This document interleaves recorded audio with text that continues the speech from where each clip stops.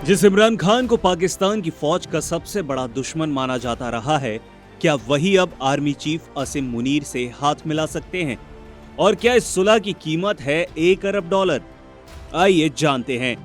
पाकिस्तान की राजनीति पिछले 2 सालों से एक ही नाम के इर्द गिर्द घूम रही है, इमरान खान। पूर्व प्रधानमंत्री हैं, पीटीआई के संस्थापक और आज एक जेल में बंद नेता जिन पर 100 से भी ज्यादा मामले दर्ज हैं।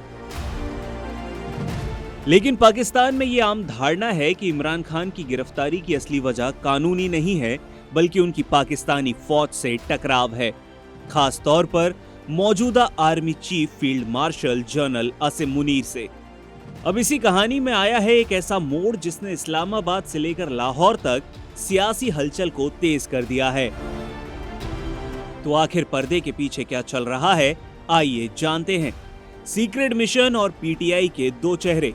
मीडिया रिपोर्ट्स की माने तो पीटीआई के 2 वरिष्ठ नेता फवाद चौधरी और इमरान इस्माइल पर्दे के पीछे से एक सीक्रेट सुलह कमीशन चला रहे हैं, क्योंकि इनका मकसद है पीटीआई और पाकिस्तानी फौज के बीच जमी हुई बर्फ को पिघलाना और शायद इमरान खान की रिहाई का रास्ता निकालना।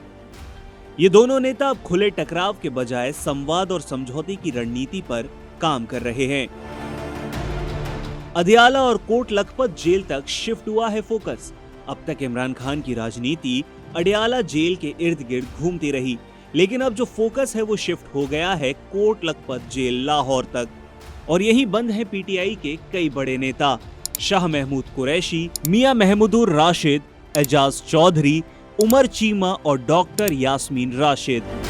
दिलचस्प बात यह है कि ये सभी नेता पहले ही सार्वजनिक तौर पर कह चुके हैं कि फौज से बातचीत ही एकमात्र रास्ता है। उस वक्त इमरान खान ने इस सलाह को ठुकरा दिया था और सड़क पर विरोध को ही एक विकल्प बताया था। आइए जानते हैं कि नेशनल डायलॉग कमेटी क्या है। फवाद चौधरी ने खुद एक इंटरव्यू में पुष्टि की थी कि नेशनल डायलॉग कमेटी बनाई जा चुकी है। इस कमेटी में शामिल हैं पीटीआई से जुड़े हुए कुछ नेता, सरकार से जुड़े हुए कुछ संपर्क और कई प्रभावशाली प्रवासी पाकिस्तानी, जिनका मकसद है राजनीतिक माहौल को पाकिस्तान में सामान्य करना, पीटीआई और सैन्य प्रतिष्ठान के बीच जो टकराव है उसको भी खत्म करना। $1 अरब का सौदा। अब आते हैं इस कहानी के सबसे विवादित हिस्से पर। सूत्रों की माने तो अगर ये सुलह सफल होती है तो कुछ प्रवासी पाकिस्तानी पाकिस्तान के अंदर $1 अरब तक का निवेश करने के लिए तैयार हैं। इसे सरल शब्दों में समझें तो राजनीतिक स्थिरता के बदले आर्थिक राहत का सुझाव है। और यही वजह है कि कई लोग पूछ रहे हैं कि क्या ये सुलह है या ईमान का सौदा।